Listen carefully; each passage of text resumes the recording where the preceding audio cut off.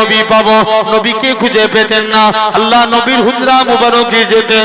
এরকম ভাবে আম্মা জান আল্লাহ নবী হুজরা মুবারকে যে বলতেন, আল্লাহ নবীকে সালাম দিতেন, নবী দরবারে থাকতো না। এরকম ভাবে মহিলাখানা এরকম ভাবে আস্তে আস্তে করে আল্লাহ নবী সাহাবীরা কোথায় গেলে নবী পাবো।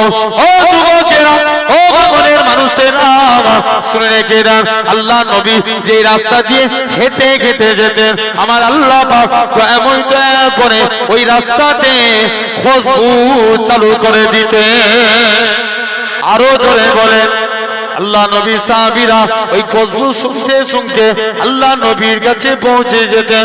আল্লাহ নবী একদিন ইবনে আব্বাসকে ডেকে বলে, ও বাবা আব্বাস, ও বাবা আব্বাস, চলে এসো বাবা, আমি নবী অমুক জায়গায় ইস্তিনজা করব, তুমি যে দূরে গাছগুলো আছে ওই গাছগুলোকে আমি নবী আমার কাছে নিয়ে আসো।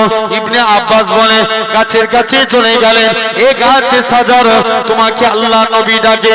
প্রথমবার যখনই বলে গাছের পাতাগুলো নাড়া দেয়, দ্বিতীয়বার বলে তোমাকে বিশ্ব নবী ডাকে, তৃতীয়বার যখনই বলে গাছের ডালগুলো নাড়া দেয়, তৃতীয়বার বলে যাকে না সৃষ্টি করলে আল্লাহ পাক কুল কায়নাত সৃষ্টি করতেন না সেই নবী তোমাকে ডাকে।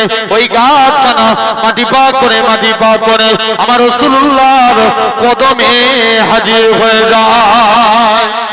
ও যুবকেরা, ও নবীর প্রেমিকেরা, আল্লাহ নবী আস্তে আস্তে করে ওই গাছের কাছ থেকে নবী আমার গাছগুলো নবীকে এসে পর্দা করে দিলেন। আল্লাহ নবী ইস্তিনজা করলেন। ইস্তিনজা করা হয়ে গেল। নবী বলে, ও বাবা আব্বাস, চলে যাও চলে যাও, গাছগুলোকে আবার নিজের জায়গায় পাঠিয়ে দাও। গাছগুলো আবার নিজের জায়গায় চলে গেল। ইবনে আব্বাস যে বলে, ইয়া রাসূলুল্লাহ হাবিবাল্লাহ, ইয়া রাসূলুল্লাহ হাবিবাল্লাহ, আল্লাহ নবী যেই জায়গায় ইস্তিনজা করেছে ওই জায়গায় কি ঘটেছে আমি দেখতে চাই। ইবনে আব্বাস যে বলে, আল্লাহর কসম ওই জায়গাতে যে দেখি মুস্কি আম্বরের থেকেও বেশি খুশবু চালু হয়ে গেছে। হে নওজোয়ান যুবকেরা, আল্লাহ নবীর কাছে একজন সাহাবী আসলেন, ইয়া রাসূলুল্লাহ হাবিবাল্লাহ, হুজুর আমি মেয়ের বিয়ে দেব, আমার একটু আতরের প্রয়োজন। নবী বলে, বাবা যাও একটা শিশি নিয়ে আসো। আল্লাহ নবী ঘেমে গেলেন, ঘামগুলো শিশির মধ্যে ভরে দিয়ে বলে, বাবা তোমার মেয়ের শরীরে মাখিয়ে দিবে। যখনই নবীর ঘামগুলো মেয়ের শরীরে মাখিয়ে দেয়, সাহাবী বলে, আল্লাহর কসম আমার মেয়ের শরীর থেকে মুস্কি আম্বরের থেকেও বেশি খুশবু চালু হয়ে গেছে। তাহলে এগুলো কি ছিল নবীর মুজিজা? আর সুলাইমান নবীর মুজিজা কি ছিল বললাম? জোর করে বলো। আংটি। আল্লাহ বলছে, সুলাইমান আংটি যতদিন তোমার হাতে দুনিয়ার মানুষ তোমার গোলাম। আর সুলাইমানকে বাথরুম পেয়েছে, আংটি খুলে আসিফ বিন বরকিয়াকে বলছে, আসিফ সামনের দিকে তাকা, উল্টো দিকে তাকালি তো চাকরি শেষ। বলে সুলাইমান নবী আংটি খুলে বাথরুমে গেছে। এখন এক শয়তান জিন যার নাম ছিল সখরা, সুলাইমান নবীর সুরাত ধরে এসে একদম অবিকল সুলাইমান নবীর সুরাত ধরে এসে আংটিটা দেখতে পেয়েছে, হাতে পরিয়ে সিংহাসনে বসে গেছে। মজেদার কি ছিল? কার? আংটির।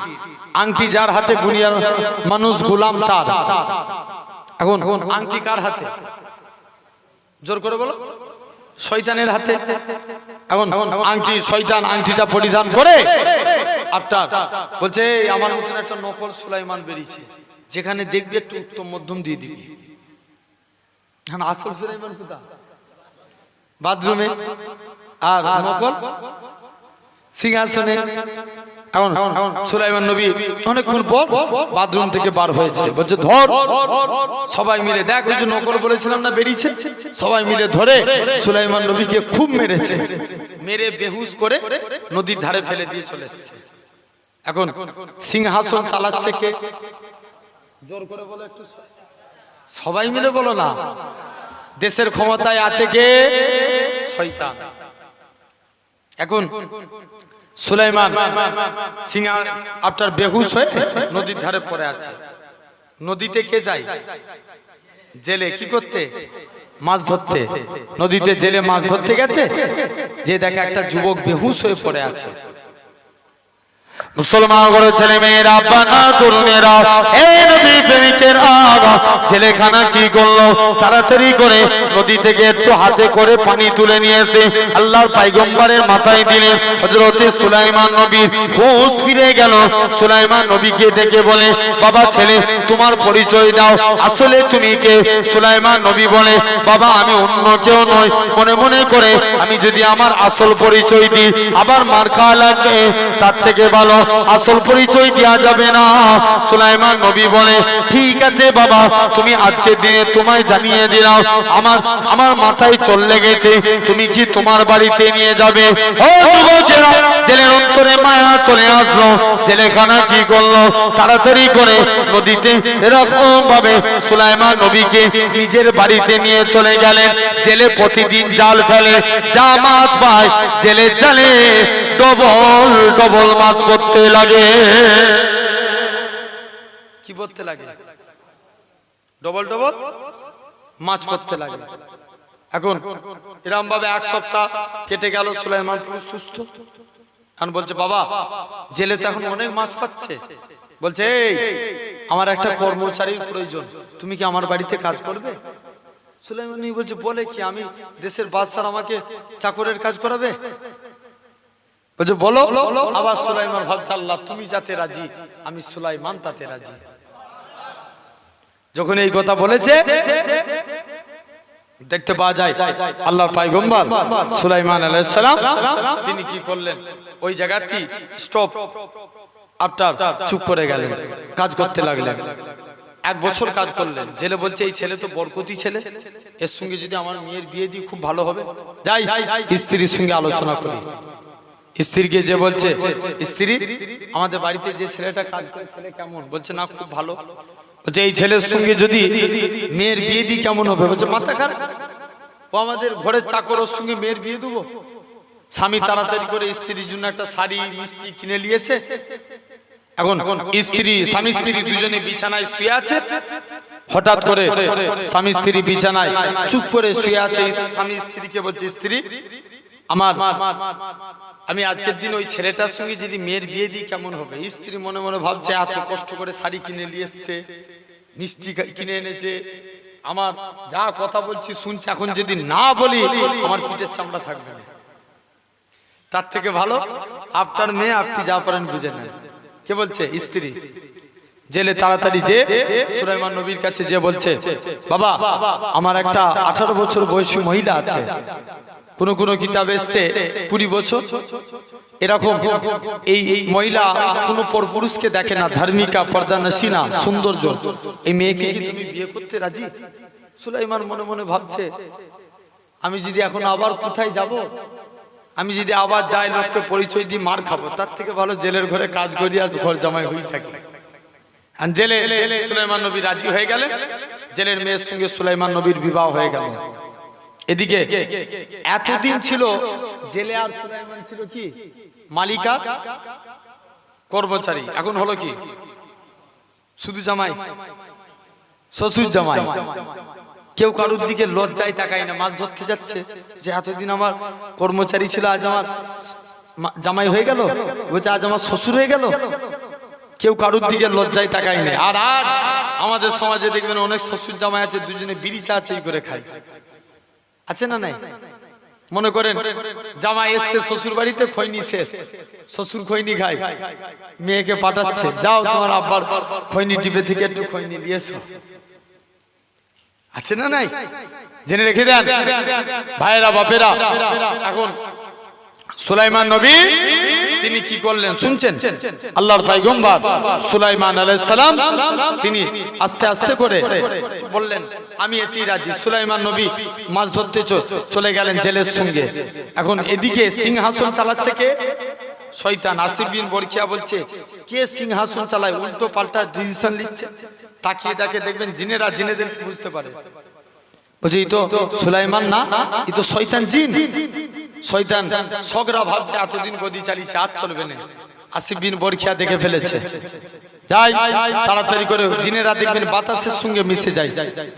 হাত থেকে আংটিটা খুললেন, জমিনায় ফেলে ছুঁড়ে ফেলে দিলেন, বাতাসের সঙ্গে মিশে গেল। মুসলমান ঘরের ছেলে মেয়েরা বানা তরুণেরা ওই আংটি গানা নদীর পানিতে এসে পড়লো। একখানা মাছ ওই আংটিটাকে খাদ্য বলে খেয়ে নিল। যখনই খেয়ে নিল সমুদ্রের প্রতিটা মাছ ওই মাছের পাগল হয়ে গেল। এদিকে সুলাইমান নবী আর জেলে নদীতে জাল ফেলেছে। সুলাইমান নবীর বরকতে জেলে জালে ওই আংটি বলা মাছখানা পড়ে গিয়েছে। জেলে তাড়াতাড়ি করে আপনার অনেক মাছ পেয়েছেন, সব মাছ শুনছেন, অনেক মাছ পেলেন, সব বিক্রি করে দিয়েছেন। বলছে একটা আজকে বাসর রাত যাই, জামাই মেয়ের আজকের দিনে এই একটা মাছ তরকারি করে খাওয়া হবে। আল্লাহর কুদরত, যখনই মাছ কেটেছে দেখে মাছের পেটে আংটি। জোরে বলবেন না? মনে মনে করছে এটাই জামাইকে উপহার দিই, মেয়ের হাতে দিয়ে দিলেন।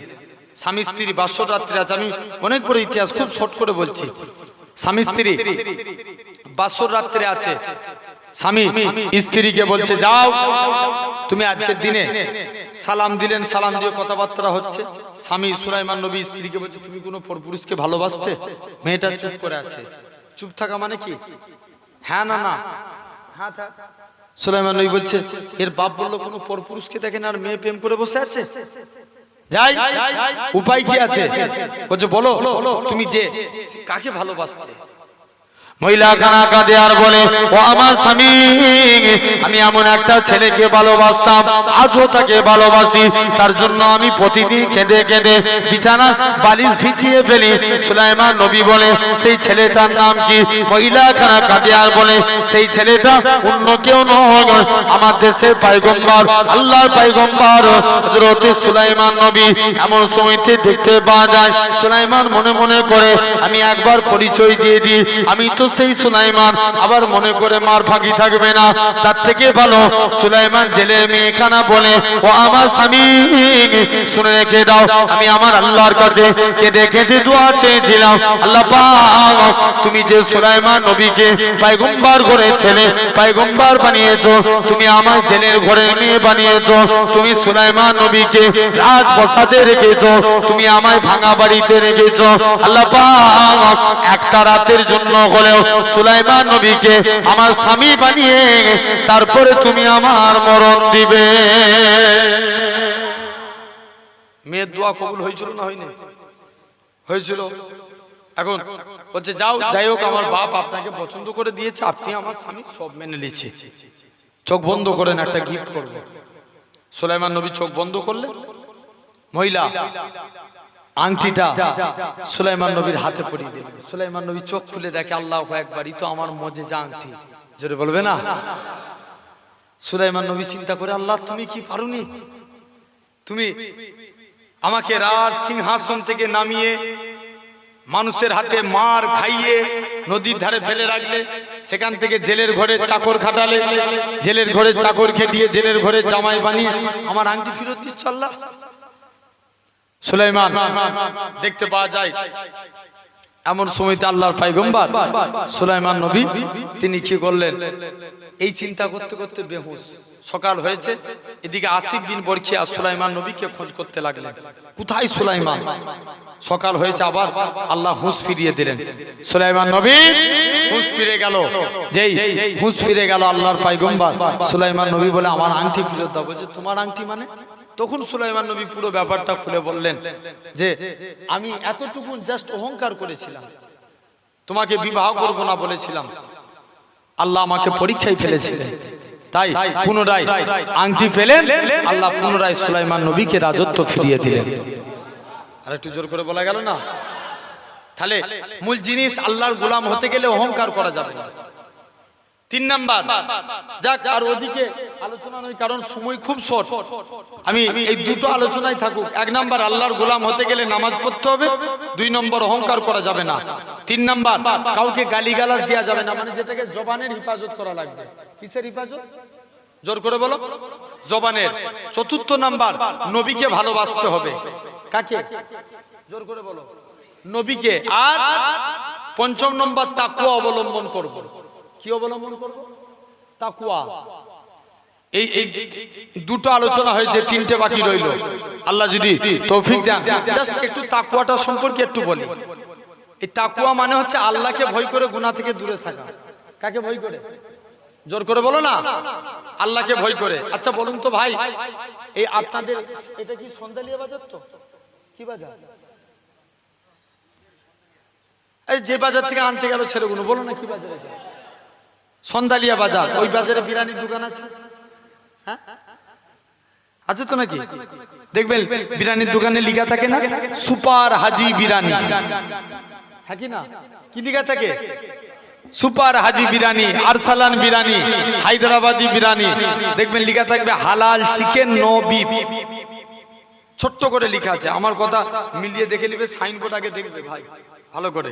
যেখানে সেখানে তো আমাদের তো জান মুসলমানদের অনেক নরম, কেউ বলে দিল হালাল চিকেন, যেখানে সেখানে খাওয়া যাবে। আমি আমার পিন্নগড়ে হুজুর কেবলা এত তাকওয়াবান ব্যক্তি ছিলেন, হুজুর কেবলা ওই জন্য কোনো জায়গায় আমি আমার দেখা মতে আমি হুজুর কেবলা 2000 দাদা হুজুর কেবলা দস্তে বায়াত ছিলেন পিন্নগড়ে হুজুর কেবলা, মানে দাদা হুজুর কেবলা মুরিদ, যিনাকে আল্লাহ 118 বছর হায়াত দিয়েছিলেন। জোরে বলবেন না? দাদা হুজুর কেবলার হাতে হাত দিয়া যারাই মানুষ তারা নক্ষত্রের সমতুল্য। ভুল বলছি না ঠিক বলছি? আমরা সবাই কার ভক্ত? দাদা পীরের মুরিদ। আমরা কার মুরিদ? কথা বলে না, দাদা পীরের মুরিদ। দাদা হুজুর কম নিয়ামত আল্লাহ করেছিলেন, জেনে রেখে দেন। এরম ভাবে বসিরাটে আল্লামা হুজুর খুব জ্ঞানী আলেম ছিলেন না? আরে কথা বলে না। তিনি মনে মনে নিয়ত করে গেছেন যে আজকে এই প্রশ্নগুলো করব, তবে জানবো, পীর যাচাই করব, তারপরে পীর বলে মানবো। বসিরাটে হুজুর কেবলা চলে গেলেন। দাদা হুজুর কেবলা মজলিসে বসে ওয়াজ করছেন, সবাইকে বলছেন বাবা কেউ যদি এই প্রশ্ন করে তার উত্তর এটা হবে। জোরে বললেন না? কে বসে আছে? বসিরাটে হুজুর বসে আছেন। আবার 2 নম্বর, কেউ যদি এই প্রশ্ন করে তার উত্তর এটা হবে, কেউ যদি এই প্রশ্ন করে তার উত্তর এটা হবে। একটা একটা করে উত্তর দিয়ে দিলেন। বসিরাটে আল্লামা হুজুর যে বলে হুজুর আপনি আমাকে মুরিদ করে দেন।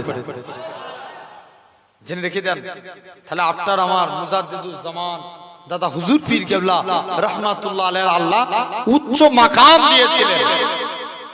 কথা বুঝতে পারছেন না? সেই কে কি বললো দেখবেন এখন ফেসবুক হুজুর বেরিয়েছে। কত বুঝতে পারছেন না? ফেসবুকে হুজুর বলে পীর মানা যাবে না। ভাই আমরা ভণ্ড পীরের অনুসারী নই। আমি এক বাক্যে বলতে পারি, হ্যাঁ কি না?